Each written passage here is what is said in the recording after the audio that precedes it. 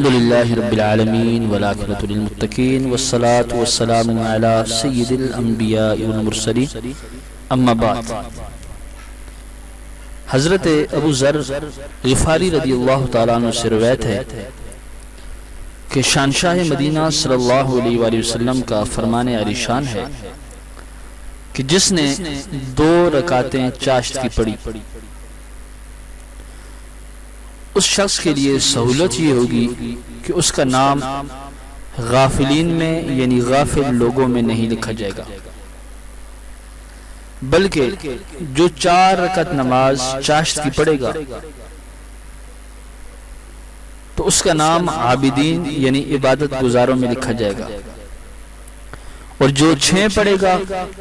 اس دن اس کی کفایت کر دی جائے گی، اور چاشت کی جو 8 رکعتیں پڑھے گا رب تبارک و تعالیٰ اسے قانتین یعنی فرما برداروں میں لکھ دے گا۔ محترم سامعین ناظرین، چاشت کی جو شخص 12 رکعتیں پڑھے گا رب تبارک و تعالیٰ اس شخص کے لیے جنت میں ایک محل بنائے گا،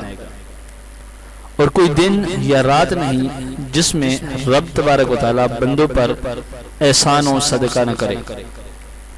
اور اس بندے سے بڑھ کر کسی پر احسان نہ کیا جسے اپنا ذکر الہام کیا۔ گرامی قدر حضرات،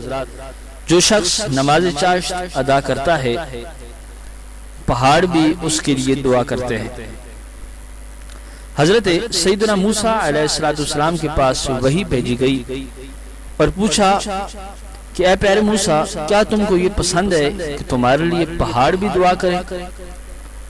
حضرت سیدنا موسیٰ علیہ السلام نے عرض کی، مولا اس سے بڑھ کر اور میں کیا چاہتا ہوں کہ پہاڑ بھی میرے لیے دعا کریں، یہ تو بہت ہی خوبصورت بات ہے۔ تو آگے سے رب تبارک و تعالیٰ نے ارشاد فرمایا کہ اے پیارے موسیٰ، اس کے لیے تم کو ایک عمل کرنا پڑے گا۔ عرض کی گئی، مولا وہ کون سا ایسا عمل ہے جو مجھے کرنا پڑے گا اور پہاڑ بھی میرے لیے دعا کریں گے؟ رب تبارک و تعالیٰ نے ارشاد فرمایا، نزہۃ المجالس کے اندر یہ حدیث پاک موجود ہے کہ رب تبارک و تعالیٰ نے ارشاد فرمایا کہ چاشت کی نماز پابندی سے ادا کرتے رہو، اس نماز کی برکت سے پہاڑ بھی تمہارے لیے دعا کرتے رہیں گے۔ محترم سامعین ناظرین، نماز چاشت سے روزی میں برکت ہوتی ہے اور تنگ دستی دور ہوتی ہے۔ سرکار مدینہ صلی اللہ علیہ وآلہ وسلم کا فرمان عالی شان ہے کہ چاشت کی نماز رزق کو فراہم کرتی ہے اور فقر کو دور کرتی ہے۔ حضرت شقیق بلخی رحمۃ اللہ علیہ فرماتے ہیں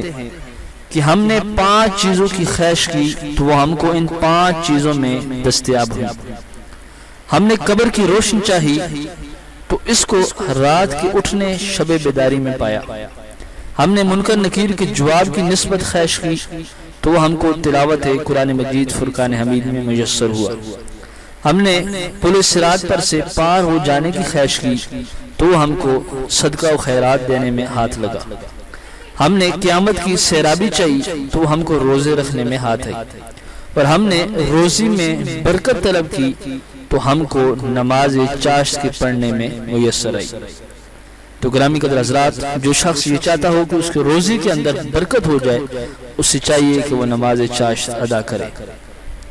اور اسی وجہ سے سرکار مدینہ صلی اللہ علیہ وآلہ وسلم نے ارشاد فرمایا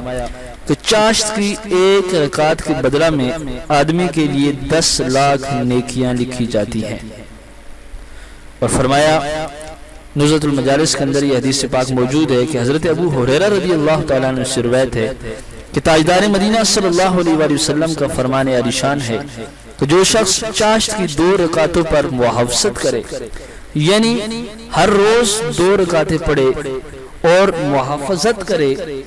تو رب تبارک و تعالیٰ چاشت کی 2 رکعتوں کے بدلے اس کے تمام گناہوں کو بخش دے گا، اگرچہ سمندر کی جھاگ کے برابر اس کے گناہ ہو۔ اور یہ حدیث پاک ترمذی شریف کے اندر بھی موجود ہے۔ محترم سامعین ناظرین، آپ نے چاشت کی نماز کے فضائل سنے، تو یہ بہت ہی پیاری نماز ہے جو بندے کو